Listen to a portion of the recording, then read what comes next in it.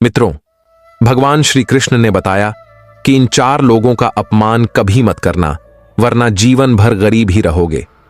भगवान श्री कृष्ण जी की यह ज्ञान की बातें जो भी मनुष्य सुन लेता है, वह कभी अपने जीवन में गरीब नहीं रहता।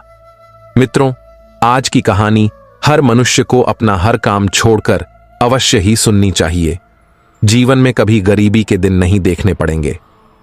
नमस्कार मित्रों, आप सभी लोगों से निवेदन है कि इस कथा को और कहानी को सुनने से पहले कमेंट बॉक्स में जय श्री कृष्ण लिखकर, वीडियो को लाइक करके, चैनल को सब्सक्राइब करके बेल आइकन ऑल पर प्रेस कर लीजिए, जिससे आप सभी लोगों को हमारा वीडियो सबसे पहले मिले और आप सभी लोग प्राचीन कथाओं और कहानियों से जुड़े रहें। एक समय की बात है, भगवान श्री कृष्ण द्वारका में विराजमान थे। तभी देव मुनि नारद वहां आ जाते हैं और कहते हैं, हे प्रभु, किन 4 लोगों का अपमान नहीं करना चाहिए, नहीं तो मनुष्य को जीवन भर गरीब ही रहना पड़ता है। तभी भगवान श्री कृष्ण नारद मुनि से कहते हैं, हे देव मुनि नारद, आज आपने बहुत ही महत्वपूर्ण प्रश्न किया है।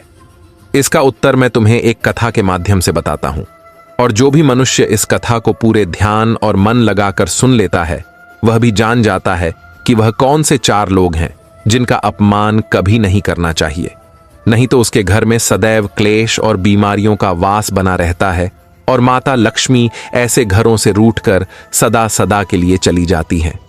तभी देव मुनि नारद कहते हैं, हे प्रभु, आप इस कथा को सुनाइए। मैं इस कथा को पूरे मन और ध्यान से सुनूंगा और पृथ्वी लोक पर इस कथा का प्रचार और प्रसार भी करूंगा, जिससे मनुष्यों का कल्याण हो सके। मित्रों, फिर श्री कृष्ण कथा को आरंभ करते हुए कहते हैं, हे देव मुनि नारद, हस्तिनापुर नाम का एक गांव था। उस गांव में एक वृद्ध महिला अपने 2 बेटों के साथ रहती थी। उसका पति पहले ही गुजर चुका था और उनके पास केवल 2 बेटे ही थे। इस प्रकार उनके परिवार में कुल 3 सदस्य थे। उनके पास खेती भी बहुत कम थी। वह अपने बेटों के साथ मिलकर उस छोटी सी खेती में दिन रात काम करती थी। उसके बेटे बहुत मेहनती थे और उन तीनों का जीवन उस छोटी सी खेती से चलता था। मित्रों, फिर आगे भगवान श्री कृष्ण कहते हैं, हे देव मुनि नारद, समय के साथ जब उस बूढ़ी मां के दोनों बेटे विवाह योग्य हो गए, तो उस बूढ़ी मां ने उनकी शादी करवा दी। घर में 2 बहुएं आ गईं। कुछ समय तक सब कुछ अच्छा चल रहा था। घर में बहुत प्रेम था और सभी मिलजुल कर रहते थे। लेकिन जैसे जैसे समय बीतता गया, दोनों बहुओं में आपस में झगड़ा होने लगा। कभी किसी बात को लेकर तो कभी किसी बात को लेकर। बड़ी बहू छोटी बहू से कहने लगी कि तुम ऐसा करती हो, वैसा करती हो, तो उन्होंने हमारे साथ ये कर दिया, उन्होंने वह कर दिया। इन्हीं बातों को लेकर बड़ी बहू भी छोटी बहू से उल्टी सीधी बातें कहती रहती थीं और लड़ाई होती रहती थी। मित्रों, फिर आगे भगवान श्री कृष्ण कहते हैं, हे देव मुनि नारद, एक दिन छोटी बहू को जब मौका मिल जाता है तो वह बड़ी बहू से लड़ बैठती है और कहती, तूने घर का यह काम नहीं किया, वह काम नहीं किया। कभी कहती कि तू अपने हिस्से का काम कर, मैं अपने हिस्से का करूंगी। कभी कहती कि तू आराम से पड़ी रहती है और मैं पूरे दिन काम में लगी रहती हूँ। इसी कारण से छोटी बहू का बड़ी बहू से झगड़ा होने लगता था। अब यह उनका रोज का काम हो चुका था। वह दोनों बहुएं हमेशा किसी न किसी बात पर आपस में झगड़ती रहती थीं। अब तो वह बूढ़ी मां भी उन बहुओं के झगड़ों को देखकर काफी परेशान हो चुकी थी। उन्हें लगने लगा कि उनके बेटों की पत्नियां बहुत झगड़ा करती हैं। उन्होंने इस बारे में अपने बेटों से बात की। बेटों ने उन्हें समझाने की कोशिश की, पर इसका उन पर कोई असर नहीं हुआ। एक दिन उस बूढ़ी मां ने सोचा, जब हम 3 लोग घर में रहते थे तो थोड़ी सी जगह में हमारा गुजारा हो जाता था, और अब हम 5 लोग हो गए हैं, इसलिए हमारा घरेलू खर्च पूरा नहीं हो पा रहा। शायद यही कारण है कि झगड़े हो रहे हैं। इसी वजह से बूढ़ी मां ने अपने दोनों बेटों से मिलकर कहा, बेटा, तुम लोग परदेश चले जाओ और कोई नौकरी ढूंढकर पैसे कमाओ, ताकि धन लेकर आ सको और यह झगड़ा खत्म हो सके। क्योंकि जब घर में पैसा आएगा तो जरूरतें पूरी होने लगेंगी और आपसी लड़ाई रुक जाएगी। अक्सर कहा जाता है कि घर में लड़ाई झगड़े का एक ही कारण होता है, पैसे की कमी। जब व्यक्ति के पास पैसे नहीं होते हैं और उसकी रोजमर्रा की जरूरतें पूरी नहीं होती, तो वह परेशान होने लगता है। दूसरा कारण यह भी होता है कि जब व्यक्ति जरूरत से ज्यादा खाली बैठा रहे तो फिर उसके दिमाग में खुराफात चलने लगती है और फिर वह किसी से भी लड़ झगड़ कर ही शांत होता है। तीसरा कारण है कि जब व्यक्ति चालाकी करता है, यानी अपनी जिम्मेदारियों से भागता है, अपने हिस्से के काम से जी चुराता है और सिर्फ बैठकर खाने की इच्छा करता है, तो ऐसे घर में लड़ाई झगड़ा लाजमी है। चौथा कारण है जब व्यक्ति ईर्ष्या करता है। जब कोई दूसरे व्यक्ति को तरक्की करते हुए देखता है और खुद को आगे नहीं बढ़ा पाता, तो फिर उसे जलन होने लगती है और ऐसी स्थिति में वह लड़ाई झगड़ा करता है और अपना अधिकतर समय लड़ाई झगड़े और चुगली में बिताता है। मित्रों, फिर आगे भगवान श्री कृष्ण देव मुनि नारद से कहते हैं, हे देव मुनि नारद, उस बूढ़ी माँ की बातों को सुनकर उनके दोनों बेटों ने अपनी बूढ़ी माँ का सम्मान किया। फिर बूढ़ी माँ से अनुमति लेकर और अपनी अपनी पत्नियों को यह समझाकर कहा कि तुम हमारे ना रहने पर हमारी माँ का ध्यान रखना, हम पैसा कमाने के लिए प्रदेश जा रहे हैं। अपनी अपनी पत्नियों से इतना कहकर दोनों भाई प्रदेश कमाने को चले जाते हैं। इधर उनकी दोनों बहुएं अभी भी देवरानी और जेठानी में नहीं बनती थीं। एक दिन बड़ी बहू को बूढ़ी माँ ने समझाते हुए कहा, बहू, तुम बड़ी हो और वह तुमसे छोटी है। तुम्हारे पति प्रदेश में धन कमा रहे हैं और तुम दोनों यहाँ आपस में झगड़ा कर रही हो। ये उचित नहीं है। वह तुमसे छोटी है, इसीलिए उसकी छोटी मोटी गलतियों को तुम सहन करना सीखो। कहा जाता है कि क्षमता धीरज रखना बड़ों को शोभा देती है। अगर छोटी गलती कर दे तो उसे क्षमा करो और समझाओ, क्योंकि तुम बड़ी हो और जो बड़े होते हैं वे सदैव सम्मान के पात्र होते हैं। अपनी सास की बात को सुनकर बड़ी बहू क्रोधित होकर चिल्लाती है और कहने लगी, माँ जी, आप छोटी बहू की वफादारी कर रही हैं। आप मुझे समझाकर उसे लड़ने के लिए उसका मनोबल बढ़ा रही हैं। अगर यह बात वह सुन लेगी तो वह और ज्यादा लड़ेगी और हमें भी फिर परेशान करेगी। इसका मतलब है कि आप उसे लड़ने का मौका दे रही हैं और उसे कुछ भी नहीं कहती हैं। फिर बूढ़ी माँ ने कहा, तुम इतना गुस्सा क्यों हो रही हो? क्योंकि पहले बड़े को ही समझना चाहिए, उसके बाद छोटे को समझाना चाहिए। मैं तुम्हें समझा रही हूं, फिर छोटी को भी समझाऊंगी। बूढ़ी माँ की बात सुनकर बड़ी बहू ने थोड़ा बहुत गुस्सा किया और गुस्से में चली गई। इधर अगले दिन फिर लड़ाई होती है तो छोटी बहू के पास जाकर बूढ़ी माँ समझाती है और कहती है, देख बहू, वह तुझसे बड़ी है और तू छोटी है, फिर ऐसे क्यों झगड़ा करती है? तेरा पति यानी मेरा बेटा तो घर पर नहीं है, वह प्रदेश में पैसे कमाने गया है और तुम यहाँ झगड़ा कर रही हो। ये ठीक नहीं है। मोहल्ले और पड़ोसियों के लोग देखकर हम पर हंसते हैं, इसलिए घर में शांति से और प्यार से रहो। जब घर में प्रेम होता है तो धन और समृद्धि अपने आप आती है। छोटी बहू ने सोचा कि यह बूढ़ी माँ बड़ी बहू का पक्ष ले रही है। छोटी बहू कहने लगी, अरे बूढ़ी, तुम ज्यादा हमें समझाने की कोशिश मत करो, नहीं तो मैं तुम्हारा भी अपमान कर बैठूंगी। मैं जानती हूँ तुम अपनी बड़ी बहू को बहुत चाहती हो और मुझे फूटी आंख से भी नहीं देख पाती। छोटी बहू को भी समझाकर बूढ़ी माँ चली गई और विचार करती है कि इन दोनों की बुद्धि भ्रष्ट हो गई है। ये दोनों हमारा कहना नहीं मानेंगी। इन्हें समझाओ तो ये उल्टा मुझसे ही सवाल करती हैं और मुझसे लड़ने की बात करती हैं। फिर बूढ़ी माँ ने विचार किया, इससे तो अच्छा यही है कि अपनी इज्जत यदि बचानी है तो इन्हें समझाना बंद करना होगा। कहते हैं, जहां अपनी बात की कोई अहमियत न हो वहां बोलने से अच्छा है चुप रहना चाहिए। यदि आप वहां बोलने जाएंगे तो आप उनके दुश्मन बन जाएंगे। बूढ़ी माँ सोचने लगी कि मेरी बात किसी को पसंद नहीं आ रही है, उल्टा ये दोनों मुझ पर हावी हो जाती हैं। अगर किसी दिन हाथ उठा दिया, यदि ये दोनों कभी मुझे मारने लगीं, तो मैं अपना मुंह दिखाने के लायक नहीं रहूंगी। इसलिए इन्हें समझाना मेरे लिए मुश्किल है। अब वह दोनों बहुएं अपनी सास यानी बूढ़ी माँ से बहुत घृणा करने लगी थीं। कोई भी उनसे खाने के बारे में नहीं पूछता था। बूढ़ी माँ को खुद ही रसोई में जाकर खाना लेना पड़ता था।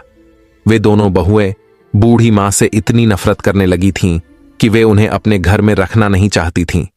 वे सोचती थीं कि काश यह बूढ़ी घर से भाग जाए या मर जाए, लेकिन उन्हें ऐसा कोई बहाना नहीं मिल पा रहा था जिससे वे बूढ़ी माँ को घर से बाहर निकाल सकें। प्रिय दर्शकों, अगला दिन हुआ और उन्होंने अपनी लड़ाई फिर शुरू कर दी। तब बूढ़ी माँ ने एक कट्टा उठाया और घास काटने के लिए जंगल में चली गई। कहते हैं, व्यर्थ की लड़ाई झगड़ा अपने कानों से सुनना भी नहीं चाहिए। अगर आप खड़े होकर वह लड़ाई सुनेंगे तो हो सकता है कि आपको बोलना भी पड़ जाए, इसलिए सबसे अच्छा तरीका है वहां से निकल जाना। वृद्ध महिला घास काटने के लिए जंगल में चली गई और जब शाम को लौटी तब तक उन दोनों की लड़ाई खत्म हो चुकी थी। इसी तरह जब अगला दिन हुआ और उनकी लड़ाई फिर शुरू हो गई तो बूढ़ी मां ने अपना कट्टा उठाया और घास काटने के लिए जंगल की ओर निकल गई। जब वह बूढ़ी मां जंगल में घास काट रही थी तभी उसके पास एक विशाल सर्प आ गया। विशाल सर्प को देखकर बूढ़ी मां भय से कांपने लगी। उसे लगा कि आज उसकी जान नहीं बचेगी और सर्प उसे निश्चित रूप से डस लेगा। भय से कांपती हुई उस बूढ़ी मां को देखकर सर्प ने मनुष्य की आवाज में बोलना शुरू किया और कहा, माता, तुम डरो मत, तुम्हें कोई हानि नहीं पहुंचाऊंगा। मैं यहां तुमसे अपना दुख साझा करने आया हूं क्योंकि मैं बहुत परेशान और दुखी हूं। सर्प के मनुष्य की आवाज में बोलने पर बूढ़ी मां के दिल को कुछ शांति मिली। उसने एक गहरी सांस ली और सोचा कि सर्प मनुष्य की आवाज में बोल रहा है। फिर बूढ़ी मां ने पूछा, हे नाग देवता, बताइए आपको क्या परेशानी है। तब नाग कहने लगा, हे माता, कई दिनों से मैं भूखा हूं, मुझे खाने के लिए कुछ नहीं मिल रहा है। यदि आप मुझे कुछ खाने को दे दें तो मेरे प्राण बच जाएंगे। मैं बिल्कुल मरने की कगार पर पहुंच चुका हूं क्योंकि जिस आश्रम पर मैं रहता था वहां के जो आश्रित थे अब उनका देहांत हो चुका है। वे एक गाय पालते थे और उसी गाय का दूध मुझे प्रतिदिन पिलाते थे और स्वयं भी पीते थे। उसी से मैं जीवित था, लेकिन हमारे पालन करने वाले, मुझको दूध पिलाने वाले आर्षे अब इस दुनिया से चले गए। यदि आप मेरे लिए कहीं से दूध ला सकें तो यह आपकी बड़ी कृपा होगी। हमारी जान बचा लीजिए और अगर थोड़ा दूध मिल जाए तो मुझे पिला दीजिए। मित्रों, फिर आगे भगवान श्री कृष्ण देव मुनि नारद को कथा सुनाते हुए कहते हैं, हे देव मुनि नारद, जब बूढ़ी मां ने यह सुना तो नाग के दुख को देखकर उसकी आंखों में आंसू आ गए। उसने कहा, हे नाग देवता, आप चिंता न करें, आज मैं आपको दूध अवश्य पिलाऊंगी। आप यहीं पर रुको, मैं आपके लिए दूध लेकर आती हूँ। वह बूढ़ी मां नाग देवता से बात करने के बाद घर लौट गई। जैसा कि रोज होता है, दो बहुएं, देवरानी और जेठानी, तैयार होकर आपस में झगड़ने लगीं। इस बीच बूढ़ी मां सोचने लगी कि किसके घर से दूध लेकर जाऊं। अगर मैं बड़ी वाली बहू के घर से दूध ले जाती हूँ और उसे पता चल जाएगा तो वह मुझसे झगड़ने लगेंगी, और अगर छोटी वाली के घर से दूध ले जाती हूँ और उसे पता चल जाता है तो वह भी मुझसे झगड़ने लगेंगी। आखिरकार उसने सोचा कि वह एक दिन बड़ी वाली के घर से और दूसरे दिन छोटी वाली बहू के घर से दूध लेकर जाएगी ताकि उन्हें पता भी न चले और मैं नाग देवता को दूध पिलाती रहूंगी। फिर बूढ़ी मां ने वैसा ही किया। बड़ी बहू के घर से उसने चुपके से थोड़ा दूध लिया और कट्टे में छुपाकर घास लेने के बहाने जंगल में चली गई। तब तक नाग देवता भी वहां आ गए और कहने लगे, हे माता, मेरे लिए कुछ दूध लेकर आई हो या नहीं? बूढ़ी मां ने कहा, हाँ नाग देवता, मैं आपके लिए दूध लेकर आई हूँ। उस बूढ़ी मां ने तुरंत वह दूध नाग देवता के आगे रख दिया। जब नाग देवता ने दूध पी लिया तब उसे शांति मिली। नाग देवता कहने लगे, हे माता, आपने आज मेरी जान बचा ली। आपने मेरे ऊपर बहुत बड़ा उपकार किया है। मैं आपकी मदद को जीवन भर नहीं भूलूंगा। बूढ़ी मां ने कहा, नाग देवता, मैं आपसे एक और प्रश्न करना चाहती हूँ। उस समय मैं डर के कारण आपसे पूछ नहीं पाई थी, लेकिन अब मैं पूछना चाहती हूँ कि आप एक सर्प होते हुए भी मनुष्य की आवाज में कैसे बोल पा रहे हैं? क्या आप वास्तव में नाग देवता हैं या कोई और है? तब नाग देवता ने उत्तर दिया और कहा, हे माता, मैं एक श्राप के कारण नाग बन गया हूं। मैं एक राजा के घर नाग रूप में जन्मा था और मेरे पिता ने मुझे नाग समझकर जंगल में छोड़ दिया था। मेरा श्राप केवल 25 वर्षों का है। मेरी मुक्ति अब ज्यादा दूर नहीं है। 1 वर्ष के बाद मुझे मेरा मनुष्य का शरीर वापस मिल जाएगा। मैं उस समय का बेसब्री से इंतजार कर रहा हूं। नाग देवता ने अपनी कहानी बूढ़ी मां को सुनाई। बूढ़ी मां को उसकी व्यथा सुनकर उस पर दया आ गई। फिर वह रोजाना अपनी बहुओं के घर से दूध छुपा छुपा कर लाने लगी और नाग देवता को पिलाने लगी। कभी वह दूध बड़ी बहू के घर से लाती तो कभी छोटी बहू के घर से। इस प्रकार वह नियमित रूप से नाग को दूध पिलाने लगी। नाग देवता भी हर रोज उस स्थान पर आता और बूढ़ी मां के हाथों से दूध पीकर बहुत खुश होता। नाग को ऐसा लगता जैसे उसे अपनी असली मां मिल गई हो। मित्रों, भगवान श्री कृष्ण आगे कहते हैं, हे देव मुनि नारद, फिर एक दिन क्या हुआ कि बहुओं ने देखा कि उनका दूध रोजाना कम हो रहा है। उन दोनों बहुओं ने आपस में चर्चा की और एक दूसरे से कहा कि हमारा दूध कोई चुरा लेता है। हमारा दूध कैसे कम हो जाता है? हर दूसरे दिन हमारा दूध कम हो जाता है। बड़ी बहू ने भी कहा कि हमारे घर से भी हर दूसरे दिन दूध कम हो जाता है। हमारे दूध को कोई चुरा लेता है, लेकिन दूध चुराने के लिए हमारे घर में कौन आएगा? फिर उन्होंने विचार किया कि केवल बूढ़ी मां ही रसोई के अंदर जाती है और तो कोई भी वहां नहीं जाता। तब हमारे दूध को भला कौन चुरा सकता है? पड़ोसी हमारे घर में आते नहीं हैं। तब छोटी बहू ने कहा, दीदी, तुम्हारा चोर और मेरा चोर एक ही है, चलो हम उसे छुप कर देखते हैं। फिर दोनों ने योजना बनाई और छुप कर देखने लगी। अगले दिन बूढ़ी मां रोज की तरह बड़ी बहू के घर गई और रसोई में घुस गई। वे दोनों छुपकर देखती रहीं। बूढ़ी मां ने बड़ी बहू के घर से दूध लिया और उसे कट्टे में छुपा लिया, फिर घास काटने के बहाने जंगल को चल दी। इधर बूढ़ी मां को दूध ले जाते हुए उन दोनों ने देख लिया। तब छोटी बहू ने कहा, चलिए देखते हैं, ये बूढ़ी माँ दूध लेकर जंगल में कहाँ जाती है और किसे पिलाती है? खुद पीती है या किसी और को पिलाती है? बूढ़ी मां जंगल में चली जा रही थी और उसके पीछे पीछे दोनों बहुएं गुप्त रूप से उसे देखने के लिए आगे बढ़ती जा रही थीं। जब बूढ़ी मां उस स्थान पर पहुंची जहां वह प्रतिदिन घास काटा करती थी और जहां वह नाग को अक्सर दूध पिलाया करती थी, उस बीच दोनों बहुएं दूर से छुपकर देख रही थीं कि बूढ़ी मां के पास एक विशाल और भयंकर सर्प आया और बूढ़ी मां उसे दूध पिलाने लगी। सर्प दूध पीने लगा। जब बहुओं ने देखा कि बूढ़ी मां उस खतरनाक सर्प को दूध पिला रही है और वह सर्प बहुत ही बड़ा था, ऐसा सर्प उन्होंने कभी नहीं देखा था, तो सर्प को दूध पीते देखकर वे दोनों घबरा गईं। डर के मारे उनके पैरों तले जमीन खिसक गई। उन्होंने कहा, लगता है ये सर्प कोई दैत्य है और ये बूढ़ी माँ भी कोई चुड़ैल लगती है। हमारी सासू माँ तो बिल्कुल नहीं लगती। कहीं ऐसा न हो कि ये बूढ़ी माँ हमें और हमारे बच्चों को भी खा जाए। मित्रों, फिर आगे भगवान श्री कृष्ण कथा को सुनाते हुए कहते हैं, हे देव मुनि नारद, अब तो उन दोनों बहुओं को बहाना मिल गया था। ऐसा निर्णय लेने के बाद वे दोनों बहुएं अपने घर चली आईं। इधर बूढ़ी मां नाग देवता को दूध पिलाती हैं और घास लेकर अपने घर की ओर चल देती हैं। जब वह घर पर पहुंचती हैं तो देखती हैं कि घर का दरवाजा बंद है और दोनों बहुएं लाठी लेकर भीतर खड़ी हैं। घर जाकर बूढ़ी मां ने कुंडी खटखटाई तो दोनों बहुओं ने दरवाजा खोला। बूढ़ी मां ने देखा कि दोनों बहुएं अपनी साड़ी अच्छे से बांधे हुए खड़ी हैं और हाथ में डंडा पकड़ रखा है। बूढ़ी मां ने देखा कि यह क्या मंजर है। हम आज इसे घर में नहीं घुसने देंगे। यह क्या मंजर है इन दोनों का? ये कैसा रूप है? ये हाथ में लाठी क्यों ली हुई है? इस पर बूढ़ी माँ ने पूछा, तुम दोनों ऐसे क्यों खड़ी हो? तो दोनों ने एक साथ जवाब दिया, अरे बूढ़ी, तू तो एक चुड़ैल है। एक दिन तू हमें खा जाएगी, हमारे बच्चों को भी मार डालेगी। बूढ़ी माँ ने कहा, अरे बहू, क्या तुम पागल हो गई हो? मैं तुम्हारी सास हूं, कोई डायन नहीं जो तुम्हें या तुम्हारे बच्चों को खा जाऊं। अरे तुम्हारे बच्चे तो मेरे पोता पोती हैं, जो मुझे मेरे बेटों से भी ज्यादा प्यारे हैं, और तुम ऐसी क्या बातें कर रही हो? तब वह दोनों बहुएं कहने लगीं, अरे बूढ़ी, हमें पागल मत बनाओ। हमने तुम्हें देख लिया है, तुम्हें खतरनाक सर्प को दूध पिलाते हुए। तुम हमारे घर से चोरी करके दूध ले जाती हो और उस सर्प को पिलाती हो। वह सर्प कोई राक्षस है और तुम उसके साथ में कोई चुड़ैल या डायन हो। अब हम तेरा विश्वास बिल्कुल नहीं करेंगे। आज के बाद तुम्हारे लिए इस घर में कोई जगह नहीं है।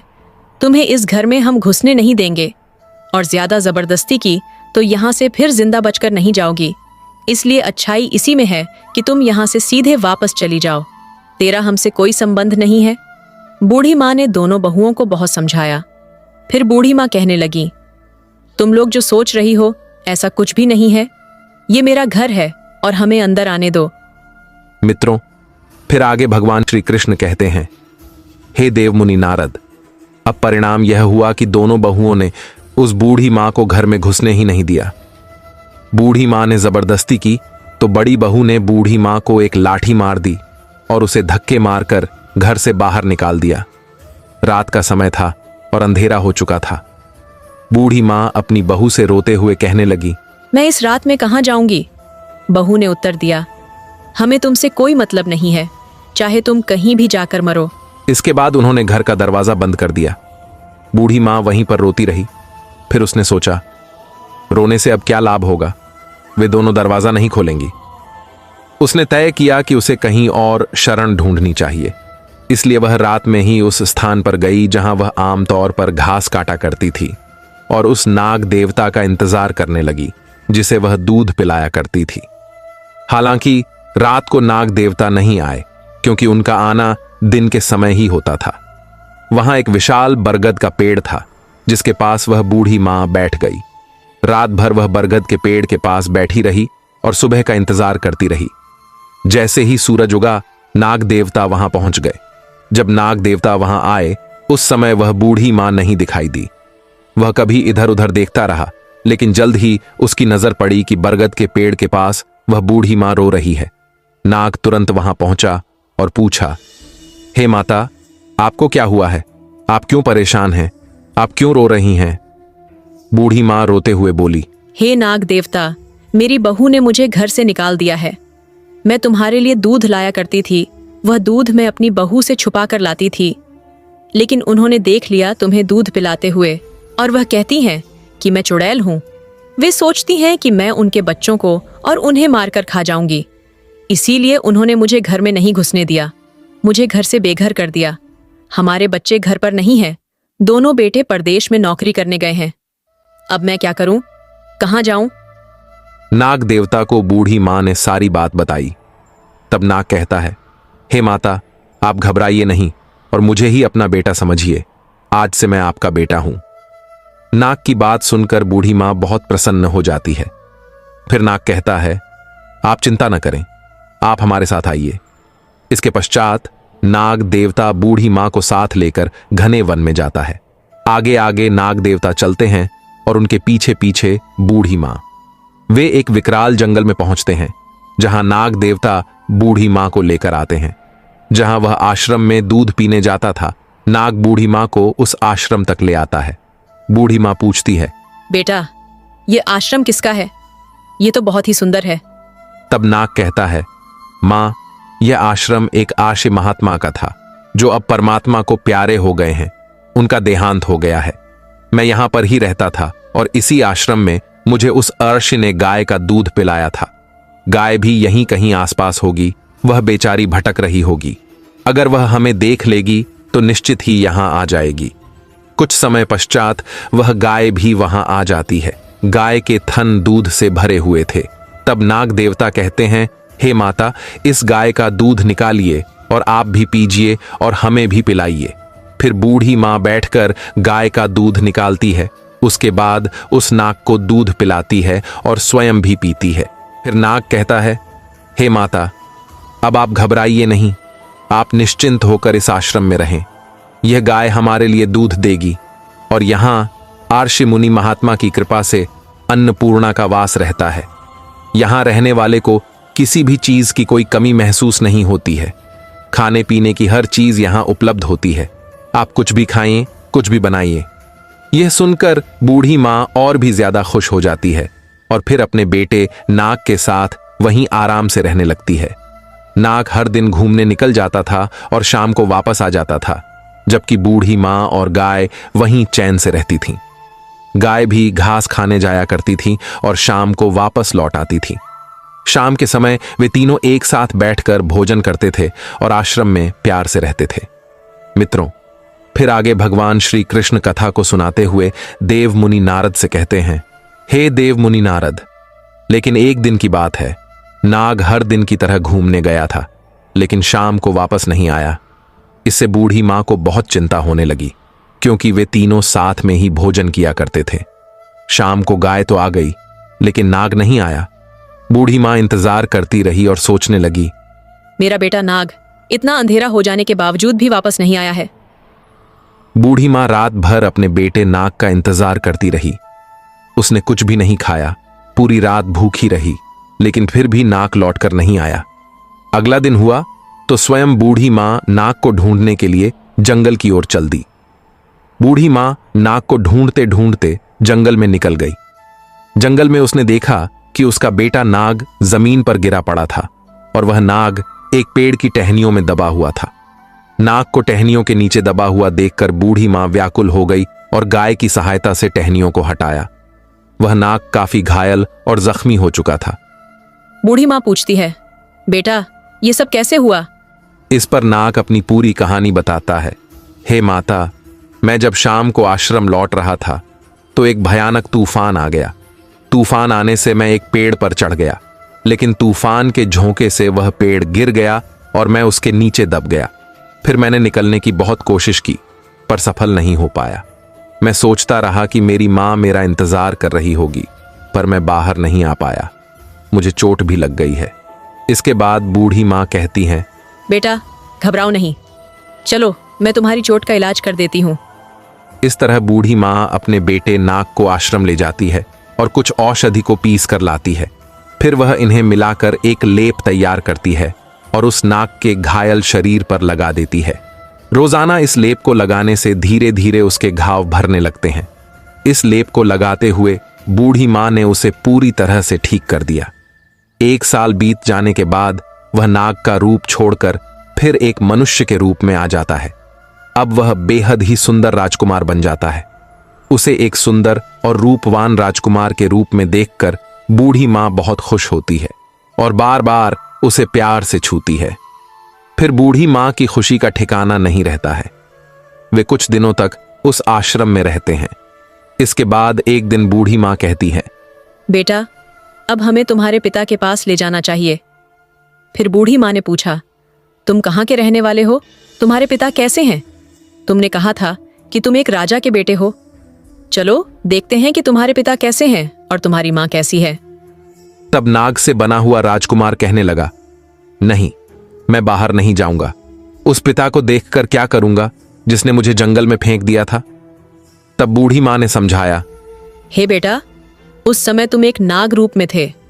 उस समय तुम्हारे पिता ने डर से तुम्हें छोड़ दिया होगा, लेकिन अब तुम एक मनुष्य के रूप में हो तो तुम्हें देखकर तुम्हारे माता पिता बड़े खुश हो जाएंगे। इसलिए बेटा तुम वहां चलो, इस बहाने से मैं भी तुम्हारे माता पिता से मिल लूंगी। मित्रों, फिर आगे भगवान श्री कृष्ण कथा को सुनाते हुए कहते हैं, हे देव मुनि नारद, नाग जो अब राजकुमार था वह बूढ़ी मां को लेकर अपने राजमहल की ओर चल पड़ा। चलते चलते जब वे अपने राज्य में पहुंचे तो वहां के लोग उसे देखकर मोहित हो गए। सब लोग सोचने लगे, काश यह खूबसूरत राजकुमार हमारा होता, कितना भला होता। वे दोनों उस नगर में प्रवेश करते हैं और वहां के सिपाही से मिलकर कहते हैं कि उन्हें राजा से मिलना है। सिपाही उन्हें राजा के मंत्री के पास ले जाते हैं। मंत्री के पास पहुंचकर बूढ़ी मां और राजकुमार ने राजा से मिलने की इच्छा जताई। उन्होंने कहा, मंत्री जी, हम यहां के राजा और रानी से मिलना चाहते हैं। वह कहां है? इस पर मंत्री ने उत्तर दिया, बेटा, हमारे राजा और रानी इस समय मिलने के योग्य नहीं हैं। उनकी स्थिति बहुत खराब है। वे स्वयं अपने राज्य की देखभाल नहीं कर पा रहे हैं और यहां का सिंहासन खाली पड़ा है। तब राजकुमार ने जिद की और बूढ़ी मां ने भी कहा, नहीं मंत्री जी, आप कोशिश करिए कि हम उनसे मिल सकें। हमारा उनसे मिलना बहुत जरूरी है। तब मंत्री कहते हैं, राजा साहब बहुत बीमार हैं। यह बात 25 साल पुरानी है। रानी ने एक सर्प को जन्म दिया था। राजा साहब ने जब सर्प को देखा तो वह बड़े भयभीत हुए। उन्हें बड़ा बुरा लगा। रानी के लिए तो वह सर्प भी प्यारा था, क्योंकि मां के लिए उसका बच्चा कैसा भी हो वह प्रिय होता है। लेकिन राजा ने सोचा कि यह बात सुनकर लोग क्या कहेंगे। राजा के घर में पुत्र के स्थान पर एक सर्प पैदा हुआ है तो सभी प्रजा हमसे घृणा करेगी।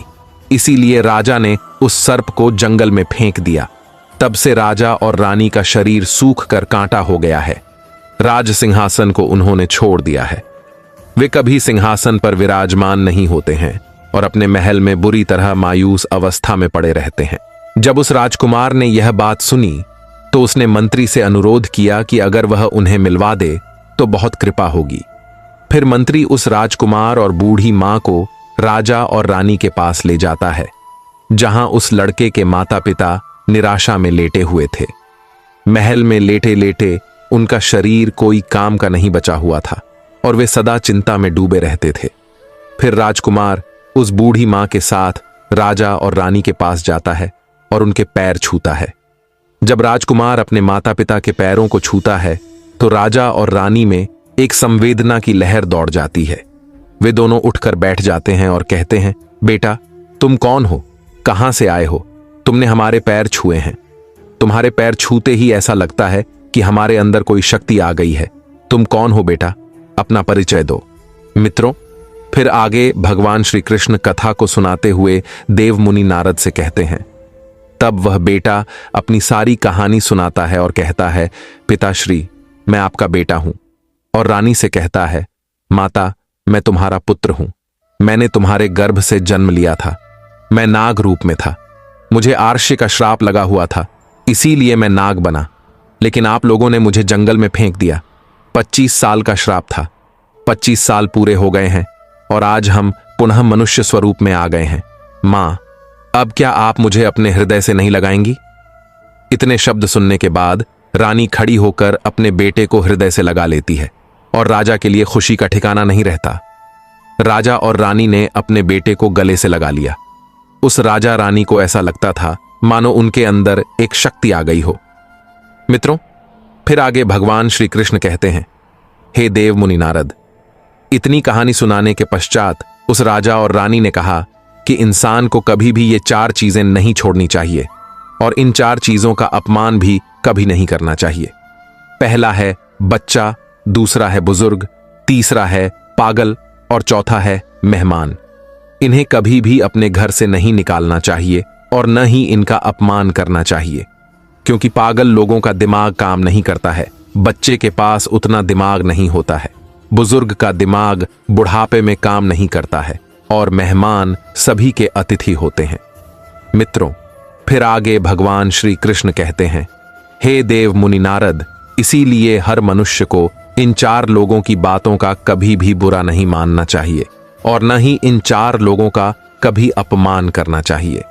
इसके बाद राजा ने सभी प्रजा को संबोधित कर दिया कि हमारा बेटा आ गया है। प्रजा भी बहुत खुश हुई। राजा ने सभी को यह सूचना दे दी कि कल राजकुमार अब से राजगद्दी पर बैठेगा।